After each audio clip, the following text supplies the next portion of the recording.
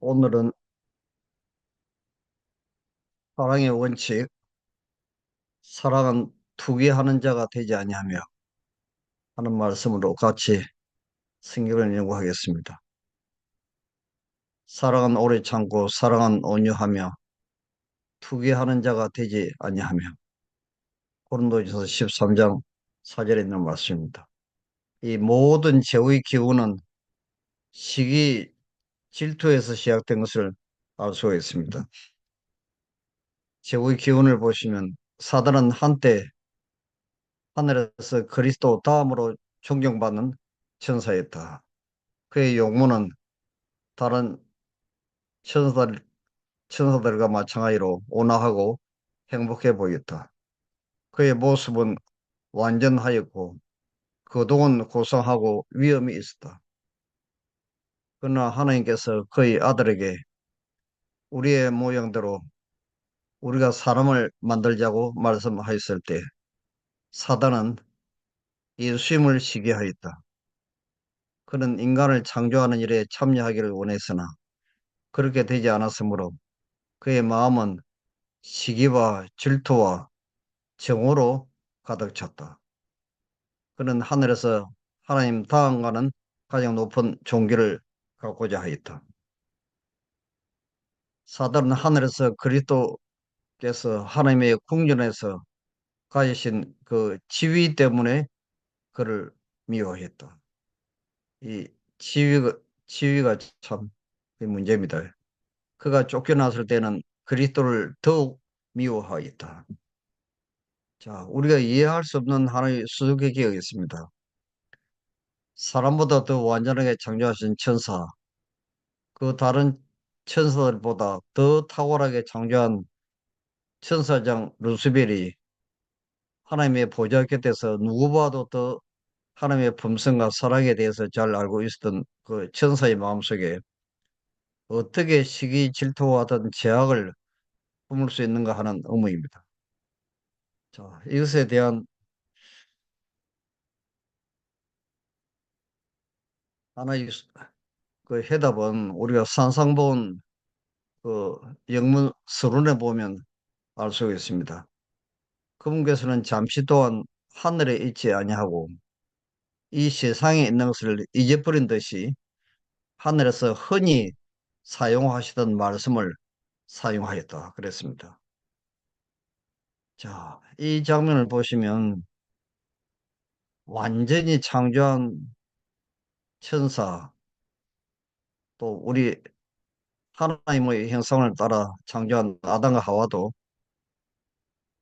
언제든지 자기 마음속에 시기 질투가 일어날 수 있다는 것을 알 수가 있고 이러한 자유의지 때문에 예수님께서는 끊임없이 하늘에 있을 때도 이 심령이 가라는 자는 복이 나니 이 팔복에 대해서 산상수훈의 말씀을 자주 말씀하셨다는 것입니다. 그래서 지금 이 문제를 보시면 온 하늘의 무리는 각각 자기의 운명에 대한 결정을 받기 위하여 아버지 앞에 호출되었다. 사단은 그분 앞에서 그리스도가 자기보다 더 높은 대우를 받으시는 것에 대한 불만을 아주 꺼리낌 없이 토로하였다. 그는 방자한 태도로 자기는 하나님과 동등되어야 할 것이며 아버지와 더불어 상의할 수 있고 또 아버지의 계획을 알아야 되겠다고 역설하였다.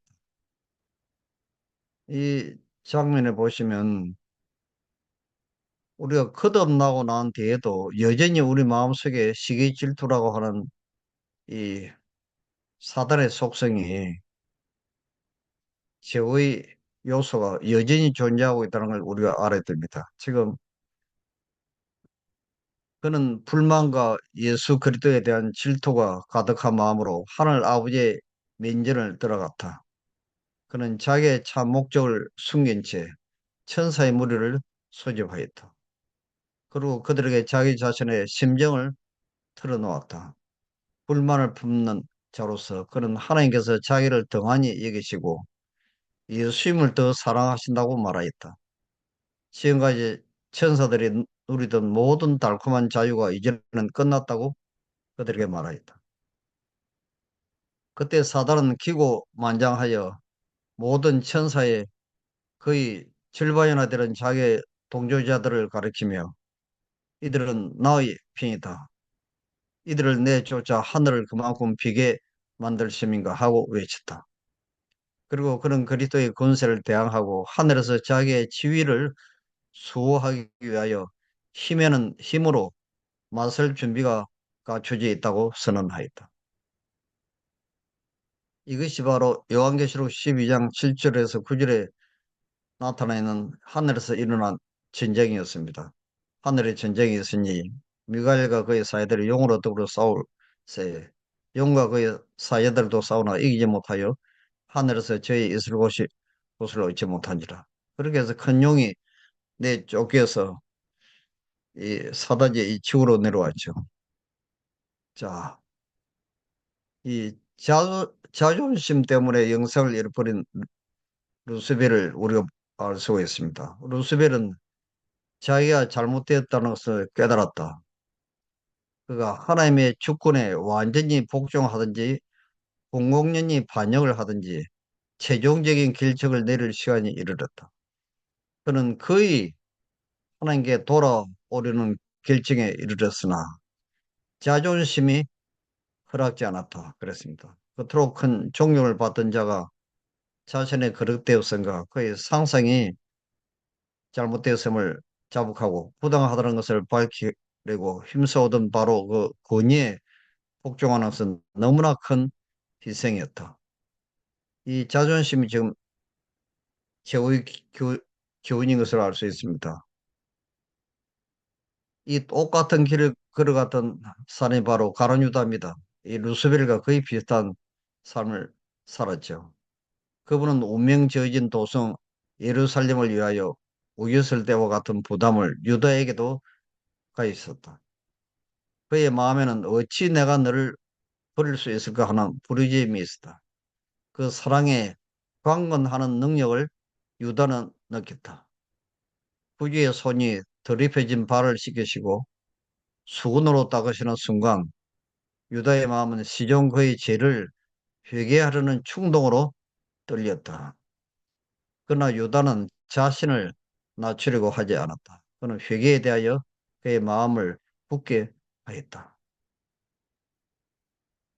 하나님도 유다를 변화시키지 못한 그 이유는 이 자존심, 굴복을 하지 않는 사람은 하나님도 할 수 없다는 것입니다. 이 문제는 지금 자 여기 아주 중요한 그 영감의 글이 있습니다. 하나님의 영께서 인간 대리자들 위해 역사하고 계셨다. 나는 내 심령에 그분의 영의 고무적인 감동을 베풀어 주신 것을 인해 주님을 찬송한다.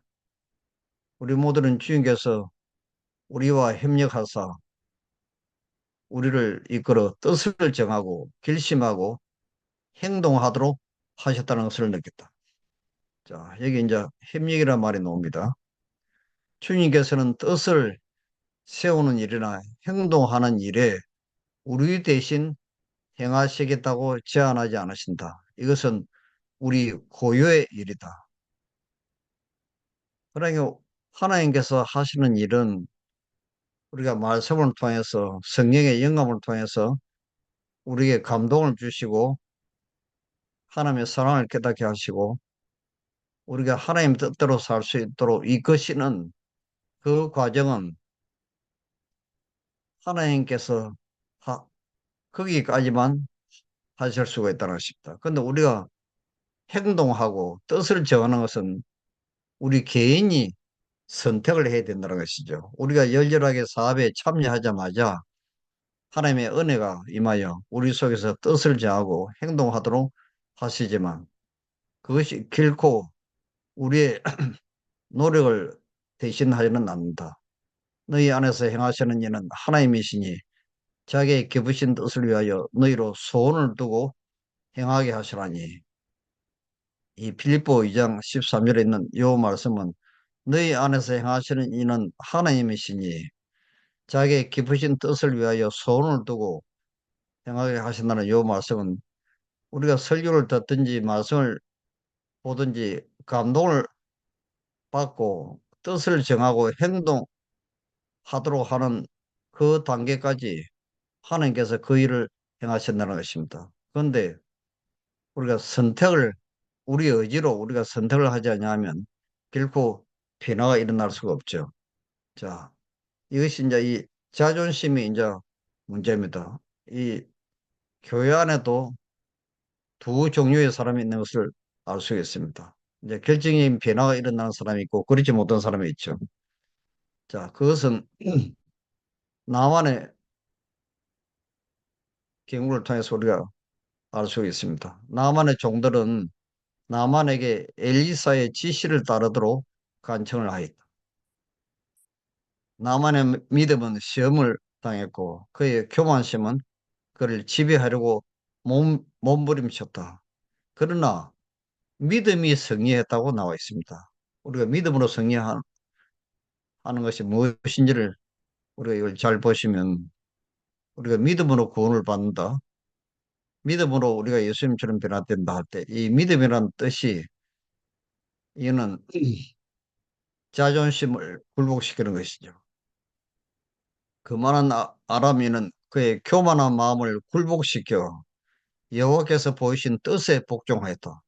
이 나만은 자기의 의지를 행사해서 하나님께서 보여주신 뜻에 굴복하기로 선택을 한 것입니다.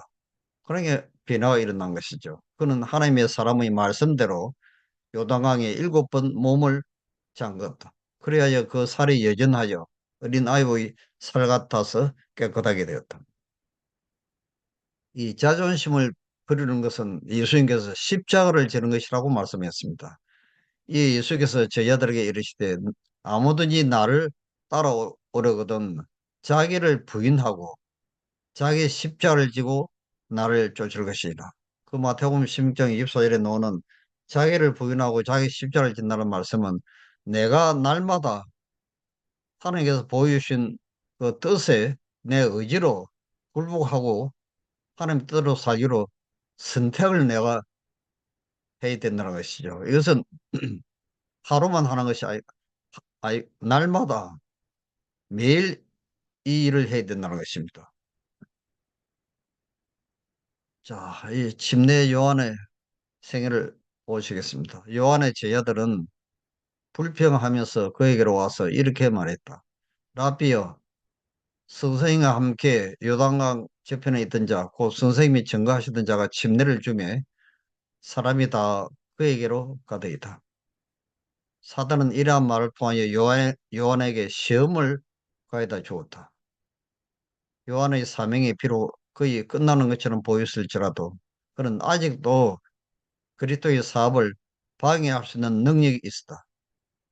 만일 요한이 자기 연민에 빠져 자기 지위를 빼앗기는 일에 대하여 슬픔과 실망을 표시하였더라면 그는 불화의 씨를 뿌렸을 것이며 시기와 질투와 시기를 조장하여 복음 사업의 전제를 심각하게 방해했을 것이다. 자, 이 교회 안에도 이 시기 질투 때문에 이 하나님의 사업을 방해하는 사람들이 많습니다.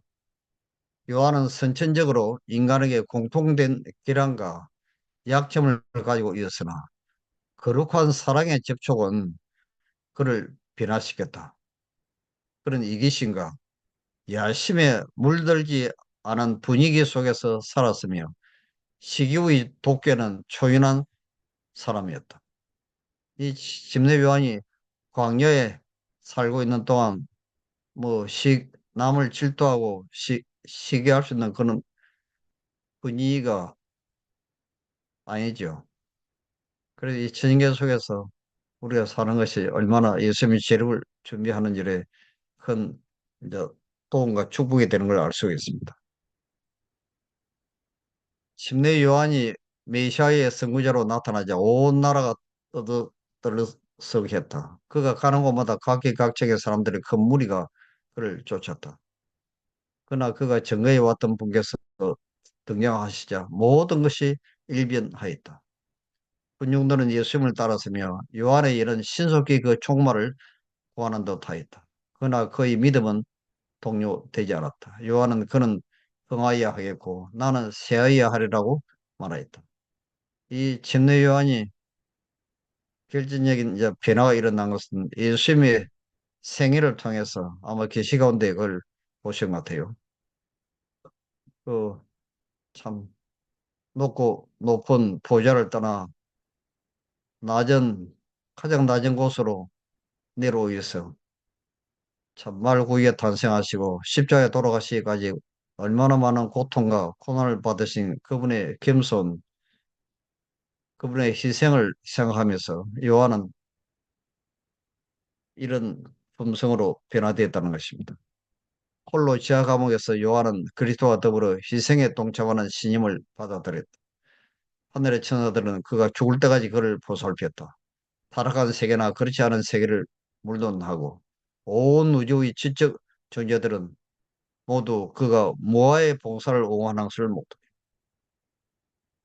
우리가 사무엘상 18장 1절에 또 참 심내위원과 같은 금술을 가지고 있었던 요나단 이야기가 나옵니다. 다윗이 사울에게 말하기를 마침에 요나단의 마음이 다윗의 마음과 연락되어 요나단이 그를 자기 생명같이 사랑하니라. 세자로 태어난 요나단은 하나님의 뜻에 의해 자기가 제쳐진 바 된 것을 알고는 경쟁자에게 친구로서 가장 친절하게 충실한 태도를 보였다. 자신의 생명이 위태로움에도 불구하고 그는 다윗의 생명을 보호하였고 자기 아버지의 세력에 시하여가는 음울한 시기 내내 그 아버지의 곁을 떠나지 아니하다가 결국 그 옆에서 죽었다. 요나단의 이름은 하늘에 소중히 간직되어 있으며 그의 이름은 이 땅에서 이타적인 사랑의 존재와 힘에 대한 증인으로 서 있다. 이 아주 대표적인 이 사울을 향한 사울 왕의 질투를 우리가 볼 수 있습니다. 사울과 다윗이 블리셋 사람과의 전쟁에서 돌아올 때 여인들이 이스라엘 모든 성에서 나와서 노래하며 춤추며 소고와 갱세를 가지고 왕 사울을 환영하였다. 한 무리가 사울이 죽은 자는 천천히요 라고 노래할 때 다른 무리가 그 노래를 받아서 사울은 다윗은 만만이로다 라고 화답하였다. 왕의 마음에 질투심이 일어났다. 왕은 이스라엘 여인들의 노래에서 다윗이 자기보다 더 높임을 받은 까닭에 분노하였다. 그런 이 질투의 감정을 억제하는 대신에 그의 품성의 약점을 드러내어 다윗에게는 만만을 돌리고 내게는 천천을 돌리니 그에 더 얻은 것이 이 나라밖에 무엇이냐고 부르짖었다. 그는 하나님 앞에 돌이키고 회개하여 마음을 낮추지 않고 오히려 하나님의 원수의 모든 암시를 받아들이기 위하여 마음문을 열어놓았다. 그는 모든 거짓 증거에 귀를 기울여서 다윗에게 불리한 증언들을 열렬히 받아들이고 있었다. 이렇게 함으로 그가 바란 것은 이스라엘의 왕으로 기름 부음을 받은 그의 마음에서 끓어오르는 질투와 정오심을 표출시킬 비명글을 찾는 것이었다. 이 사단의 동력자와 한 마음이 된 이 사울을 볼 수 있습니다. 도액은 중상모략하는 사람이었고 사울은 질투와 정오와 살인의 정신을 갖고 있었기 때문에 그는 그 보고가 사실이기를 간절히 바랐다. 그 목회장 도액의 편파적이고도 과장된 말은 하나님과 사람의 큰 대적이 이용하기에 안성맞춤이었다. 그의 말은 사울의 마음에 그런 빛깔로 제시되기 때문에 사울은 이성을 완전히 잃고 미친 사람처럼 행동하였다. 만약 그가 잠잠히 기다려서 그 이야기를 끝까지 잘 듣고 사례를 잘 분별하기만 했더라도 그날 끔찍한 사건의 기록들이 얼마나 달라졌겠는가. 이 사단의 마음을 가진 이 도액이나 사울이나 그 품성이 거의 비슷한 걸 알 수가 있죠. 사울과 대조적인 사무엘 선자를 우리가 볼 수 있습니다. 이스라엘의 사모하는 자 사무엘은 자신이 선제자와 사사였지만 이스라엘이 마음에 사모하는 자를 얻을 것이라는 여호와의 말씀을 받아들였다. 블레셋인의 손에서 이스라엘을 구원할 책임을 이어갈 이 젊은 청년을 만나면서 사무엘은 어떤 후회나 질투의 감정을 느끼지 않았다. 반대로 그는 사울에게 명예와 존경의 표시를 나타냈다. 이로써 사무엘은 참된 이타심을 보여주었다. 예수님의 품성을 가진 감동적인 사무엘의 삶을 볼 수 있습니다. 이 마음의 시기 질투심을 품은 사람은 진리를 바로 깨닫지 못한다는 것입니다. 교만, 자신만을 사랑함, 이기심, 정오심, 시기심, 질투심 등은 지각 능력을 흐리게 하였으며 여러분들의 구원을 위하여 지혜롭게 하는 진리는 마음을 이끌어 지배하는 능력을 상실하였습니다.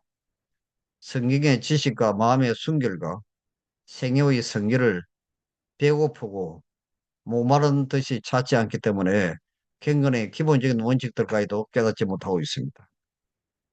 유교적인 마음을 지닌 사람들은 마음의 교만, 세상에 대한 사랑, 안일에 대한 사랑, 이기심, 탐욕, 시기 질투, 방탕, 정오 등 모든 악을 품고 있기 때문에 그들의 구원이 달린 중요한 진리와 거룩한 능력을 깨닫지 못한다.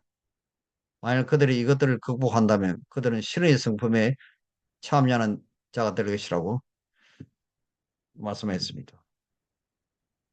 자, 하늘 기록책에 이런 죄의 목록들이 기록되어 있습니다. 또 다른 책이 열려 있는데 거기에는 진리를 믿는다고 하는 이들의 죄가 기록되어 있었다. 이기심이란 대제목 하에 모든 다른 죄들이 속해 있었다. 모든 나마다 제목이 있고 각 사람의 이름 반대편 곧 죄의 제목 아래 해당되는 난에는 작은 죄들이 기록되어 있었다. 탐심이라는 큰 제목 밑에는 허위, 절도, 강탈, 사기, 의욕 등이 속해 있었고 또 야심이라고 하는 제목 밑에는 교만, 사치가 속해 있었으며 질투 밑에는 또 악의 시기, 정오 등이 있었고 부절제의 난에는 엄탕, 간암, 동물적인 욕정의 방종 등 무서운 죄악이 길게 일거되어 있었다. 이런 것들을 바라보고 있노라니 표현할 수 없는 고민에 가득 차서 나는 이렇게 외쳤다. 누가 구원을 받을 수 있을까? 누가 하나님 앞에 어렵게 설 수 있을까? 누구의 두루마기가 오점이 없을까? 순결하고 거룩하신 하나님께서 보시기에 누가 감히 흠이 없을까? 자, 우리 모든 죄들이 이 기록책에 이렇게 낱낱이 다 기록되어 있죠. 누가 구원을 받겠습니까? 그러나 그리스도를 따르는 자들은 죄를 지었을지라도 그들 스스로의 악의 지배에 맡기지 않았다. 그들은 죄를 버리고 겸손하고 통회하는 마음으로 주님을 찾았다. 그리고 거룩한 중보자께서는 그들을 위하여 탄원하신다. 흠없는 그리스도의 의의 옷은 시험과 유혹을 받으면서 성실한 하나님의 백성에게 입혀진다. 자, 이러한 죄들이 나타날 때 우리는 하나님 앞에 회개하면 되죠. 만약 우리 죄를 자백하면 저는 미부시고 어로사 우리 죄를 사하시며 모든 불의에서 우리를 깨끗게 하실 것이요. 우리가 요한 1서 1장 9절에 약속이 있습니다. 이 은혜 시기 동안에 하나님께서 성령을 통해서 우리 각자에게 보여주시는 그 죄의 목록들이 떠오르게 될 때 하나님 앞에 우리의 죄들 자복하고 회개하면 우리는 모든 죄를 용서받고 온전한 구원을 받을 수 있습니다. 그리고 그리스도의 의의 옷을 입은 구속받은 죄인은 구주의 공로를 통해서 완전해진 상태로 죄를 미워하시는 하나님 면전에 설 수 있습니다. 십자가상의 강도처럼 지금도 여전히 구원을 받을 수 있죠. 이 요셉의 생애는 그리스도의 생애를 예시합니다. 요셉의 행위들이 움직여서 그를 노예로 팔게 한 것은 시기심 때문에 이러한 해석이 일어났습니다. 그래서 자기 형제들을 만났을 때 이 완전한 변화가 일어나지 않았는지 그 자기 동생 베냐민을 통해서 지금 시험을 했습니다. 그래서 이 요셉은 자기 식물로 그들에게 주되 베냐민에게는 다른 사람보다 5배나 더 주면서 형들이 얼마나 그동안 많은 변화가 일어났는지를 테스트하는 장면이 나옵니다. 우리도 마찬가지죠. 우리가 완전히 변화가 일어나서 하늘에서 살 수 있는 품성으로 준비되어 있는지는 이 시기 질투가 없어진 걸 보면 알 수 있습니다. 이 다니엘을 모함한 이, 이 악한 사람들 또 우리가 보면 이 다니엘의 높은 지위 때문에 시기 질투가 일어난 걸 우리가 알 수 있습니다. 자, 그래서 지금 우리는 주임의 날을 위하여 준비하는 때이다. 지금 우리들에게는 불신을 말하거나 남의 험담을 늘어놓을 시간이 없으며 마귀의 일을 행할 시간조차 없다. 누구든지 시기와 질투와 분열의 씨를 뿌림으로 다른 사람들의 믿음을 불안하게 하는 일에 대하여 조심을 해야 한다. 자, 그들의 열매로 그들을 알 것이라 했습니다. 그래서 지금은 우리가 간절하고도 근실하는 마음으로 내 마음속에 시기심을 품고 있지 않는가? 혹은 질투심이 내 마음속에 자리 잡고 있지 않은가? 라고 질문을 해볼 때입니다. 만약 시기심과 질투심이 마음속에 있다면 그리스도께서는 그 가운데 계시지 않으실 것이다. 우리는 나쁜 소문을 급하게 믿지 말아야 한다. 그런 소문들은 흔히 시기와 오해로 나돌게 되거나 과장이나 사실의 부분적인 전달에 연유될 수도 있다. 질투와 의심을 일단 품게 되면 그것은 마치 엉겅퀴의 관모처럼 널리 퍼져나갈 것이다. 어떤 행제가 깃길로 나간다면 그때는 바로 그들의 진정한 관심을 그에게 보일 때이다. 친절하게 그를 찾아가서 그리스도께서 그의 구원을 위하여 지불하신 값을 상기시키면서 그와 함께 그리고 그를 위하여 기도하라. 이렇게 함으로 그들은 영혼을 사모해서 구원하게 될 것이다 했습니다. 인간은 범죄자이면서도 자신의 악행이 인간의 눈에 띄지 않도록 숨길 수도 있다. 또한 도둑질, 살인 혹은 간통죄를 범한 형사상의 범인이 되고서도 발견되지 않는 한 법률이 그를 범죄자로 정지할 수가 없다. 하나님의 율법은 마음속에 들끓는 질투, 시기심, 정오심, 악한 원한, 정욕 및 야심 등을 주시하여 본다. 이러한 악의 씨들은 뜻은 있으나 기회가 없어서 행동으로 나타나지 않을 뿐 언제든지 기회만 있으면 행동으로 옮겨질 것이다. 그리고 이러한 모든 제약적인 감정은 하나님께서 모든 행위와 모든 은밀한 일을 선악간에 심판하실 그날의 심판을 받게 될 것이다. 그래서 지금은 우리가 자신을 하나님께 바쳐 먼저 자기를 비우고 시기심과 질투심을 비우며 악한 생각과 다툼을 거치고 하나님께 요구될 모든 것들을 버려야 할 것이다.